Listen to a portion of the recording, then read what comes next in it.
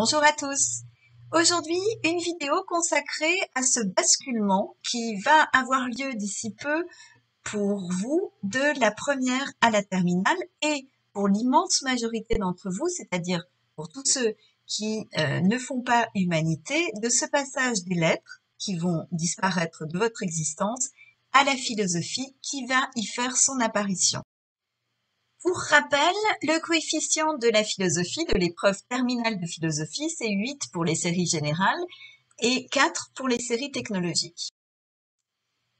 Les lettres, la philosophie, ce sont des enseignements, des disciplines qui ont des points communs. Et le principal de ces points communs, c'est évidemment le fait que nous travaillons l'une et l'autre avec des textes, sur des textes. Analyser un texte en cours de lettres, vous savez faire.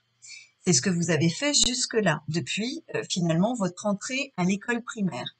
Et vous avez appris petit à petit de l'école primaire jusqu'au lycée à considérer le texte littéraire comme un objet d'art dont on s'emploie à comprendre en quoi il véhicule un message et aussi, parce qu'il est œuvre d'art, en quoi il suscite des émotions. Pour ce faire, on s'attache, et c'est le rôle des cours de français au collège et surtout au lycée, à comprendre comment cet objet d'art parvient à véhiculer le message, à susciter des émotions. En d'autres termes, on analyse quelle technique ou quel procédé emploie l'auteur. On essaie aussi, en cours de lettres et au lycée surtout, de comprendre comment cette œuvre naît de la rencontre d'une époque et d'une singularité, celle de l'écrivain. Comment, et c'est tout l'objet des cours d'histoire littéraire, comment une œuvre est évidemment la production d'un être, l'auteur, mais comment elle est aussi la production d'une époque et d'un courant de pensée, d'un contexte social, historique, politique. Analyser un texte en cours de philosophie, c'est quelque chose que vous n'avez pas encore fait, en tout cas pour tous ceux d'entre vous qui n'ont pas choisi l'option humanité. La philosophie, on va essayer de commencer par la définir. Alors, je ne vous ramènerai pas à cette fameuse définition philosophie, étymologiquement, c'est l'amour de la sagesse, parce qu'une fois qu'on a dit ça, il me semble que l'on n'a pas dit grand-chose. Mais la philosophie, c'est avant tout un regard porté sur le monde et, peut-être encore plus, une démarche de réflexion critique. Elle pourrait donc se définir, cette matière, cette discipline, comme un mouvement qui vise à comprendre le monde et à se comprendre soi par la même occasion. Quand la philosophie s'empare d'un texte, littéraire ou non, elle va, sans négliger absolument la singularité du texte et son esthétique, s'attacher à en faire l'objet d'une réflexion plus large, à l'intégrer dans une réflexion à visée plus universelle. Pour essayer de mieux comprendre comment les deux disciplines s'emparent d'un même objet, le texte, je vous propose un cas concret. Un cas concret qui se base sur un extrait du roman Gargantua de Rabelais, écrit en 1534, donc au XVIe siècle. Gargantua, pour situer un petit peu le passage, c'est un roman qui raconte l'existence d'un géant qui s'appelle Gargantua.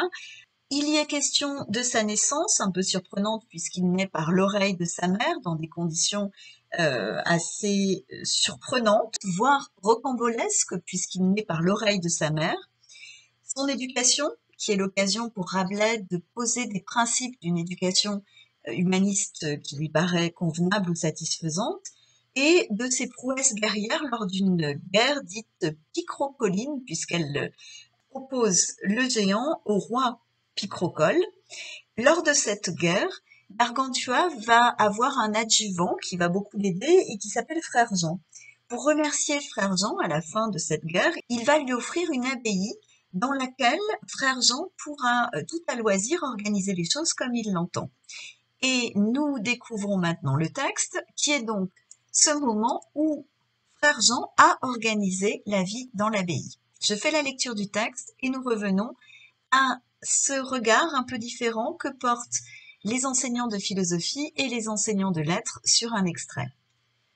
Toute leur vie était organisée non par des lois, des statuts ou des règles, mais selon leur vouloir et franc arbitre. Ils se levaient du lit quand bon leur semblait, buvaient, mangeaient, travaillaient, dormaient, quand le désir leur venait. Nul ne les éveillait, nul ne les forçait ni à boire, ni à manger, ni à faire autre chose. Ainsi l'avait établi Gargantua. En leurs règles n'était que cette clause: fais ce que voudras.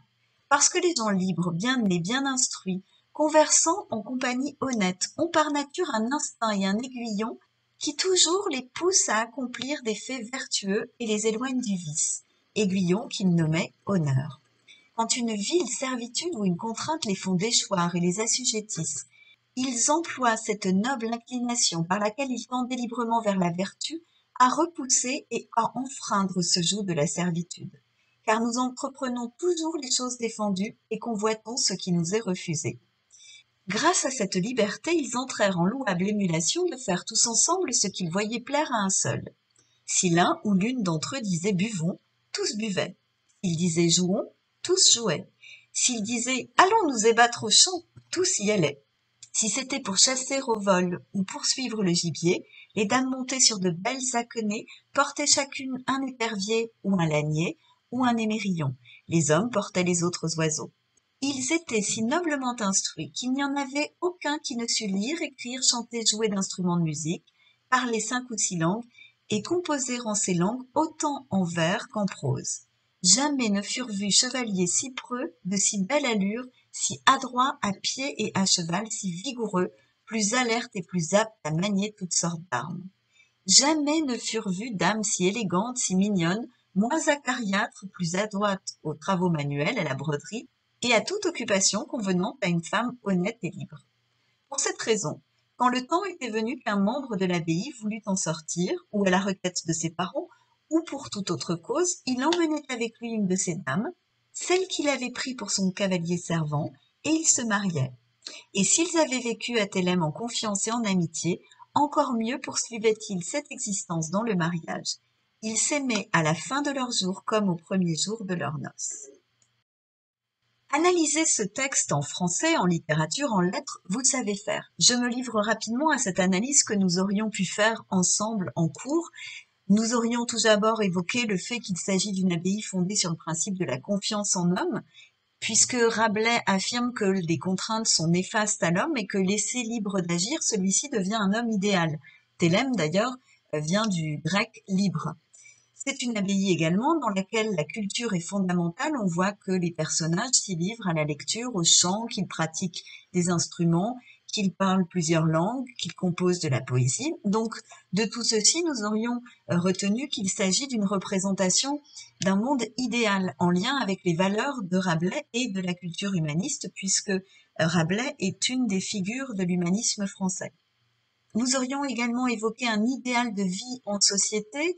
Nous aurions vu qu'il s'agissait de rapports sociaux extrêmement paisibles, de l'ordre de l'entraide et de la coopération. Nous aurions travaillé sur l'analyse des pronoms personnels pour montrer qu'il n'y a pas d'individualisation des êtres ici et que le groupe est évidemment prioritaire sur l'individu, même si ce groupe doit aboutir au bonheur de l'individu, puisque l'extrait s'achève sur la mise en scène de deux êtres amoureux qui se rencontrent et qui ensuite mènent une vie de grande harmonie. On remarque tout de même que cela ne concerne que les êtres nobles. Il n'est pas question, évidemment, d'inviter des manants, des roturiers ou des paysans dans cette abbaye idéale. Nous aurions également évoqué l'idéal de beauté qui est à l'œuvre ici, avec une mise en valeur des qualités esthétiques des habitants et de l'environnement, donc la force, le courage des hommes et puis la beauté des femmes, et puis le fait qu'elles ne sont pas acariâtres, et vous reconnaissez là quand même une vision de la femme qui est propre au XVIe siècle, pas uniquement, mais principalement, en tout cas dans le cas qui nous intéresse. On a des images très bucoliques, on va s'ébrouer dans les champs, et on a un texte qui est un éloge. Et cet éloge, on aurait vu ensemble qu'il s'appuyait dans le texte sur de nombreuses structures binaires, donc en deux temps, qui soulignent l'harmonie de l'univers créé. Donc on aurait conclu à ce que nous étions face à une utopie, c'est-à-dire la représentation d'un lieu idéal qui a comme particularité d'être un lieu clos, et l'abbaye est bien un lieu clos, mais un lieu clos un petit peu fissuré qui permet la circulation des êtres. C'est le principe de toute utopie puisqu'il faut que cet idéal qui se crée dans le lieu utopique puisse se propager à l'ensemble de l'humanité de façon à changer le monde. Enfin, on aurait vu ensemble qu'il s'agissait bien évidemment d'un texte critique, puisque l'abbaye est une remise en question des institutions religieuses. Alors, toutes les utopies se construisent adossées au réel. Et cette utopie, on voit que les règles monastiques y sont malmenées. L'abbaye, c'est en fait une anti-abbaye, puisque on y est très libre, alors que dans une abbaye, les règles monastiques sont extrêmement strictes, extrêmement contraignantes, basées sur un calendrier et sur un planning journalier très rigoureux. Et dans cette abbaye, bien sûr, on se marie, ce qui est une façon sans doute pour Rabelais de se moquer du célibat des prêtres. Enfin, c'est un texte qui se moque aussi, et ça, il faut évidemment avoir un petit peu de recul sur le roman pour l'entendre, il se moque des rêves d'éducation humaniste développés par ailleurs dans le roman. Je vous ai dit plus tôt dans cette vidéo que l'éducation de Gargantua occupait une bonne partie du roman. Et cette éducation de Gargantua, qui est une éducation humaniste, se fait de façon très rigoureuse, avec des horaires précis, des journées très denses durant lesquelles Gargantua apprend à développer à la fois son esprit et son corps. Ici, finalement, il s'agit pour Rabelais de se moquer aussi de ses rêves d'éducation humaniste, sans doute la preuve qu'il a un peu de recul sur ce qu'il prône, sans doute aussi une façon pour lui de clore un livre qui est d'une drôlerie infinie par une nouvelle drôlerie, et peut-être aussi une façon pour Rabelais de se moquer des utopies en général, puisque le XVIe siècle voit naître diverses utopies, diverses œuvres basées sur des utopies. Donc une écriture à l'envers par laquelle Rabelais mêle du sérieux et du comique, et il invite, ce faisant, son lecteur à une lecture active, attentive, par laquelle il ne se contentera pas de découvrir une histoire, mais il construira son propre esprit. Voilà ce que nous en aurions fait en cours de lettres. Voilà ce que nous en avons fait en cours de lettres. Il reste maintenant à se poser la question de ce qu'est l'analyse d'un texte littéraire, en l'occurrence en philosophie. Je rappelle que je ne suis pas professeur de philosophie, que ce ne sont que des pistes de réflexion que je vous propose. Analyser le texte de Rabelais, ici, dans une discipline qui s'appelle la philosophie, cela pourrait consister, par exemple, à partir de cet extrait, les gens libres, bien nés, bien instruits, conversant en compagnie honnête, ont par nature un instinct et un aiguillon qui toujours les poussent à accomplir des faits vertueux et les éloignent du vice, et se poser la question de ce qu'est cet instinct qu'évoque Rabelais et qui semble supposer que l'homme serait naturellement bon. Donc supposer d'abord qu'il y aurait une nature humaine. Est-ce qu'il y a une vraie nature humaine? Est-ce qu'il y a plusieurs natures humaines? Est-ce que l'homme serait naturellement bon donc? Et est-ce que, par conséquent, ce serait la sociabilisation, le fait de vivre à plusieurs, qui le rendrait moins bon? Ou mauvais, peut-être? Ce serait une possibilité. Deuxième possibilité, nous pourrions partir du slogan « Fais ce que voudra », emblématique de l'abbaye de Théâme, pour poser la question de la liberté. C'est quoi la liberté? Est-ce que la liberté, c'est le contraire de l'esclavage, du fait d'être entravé? Alors bien sûr, la liberté, c'est le contraire des chaînes, mais peut-être qu'il faudrait se poser la question de ce que sont ces chaînes. Alors les chaînes que l'on me met, moi esclave, bien sûr, qu'on imagine bien qu'elles sont contraires à la liberté.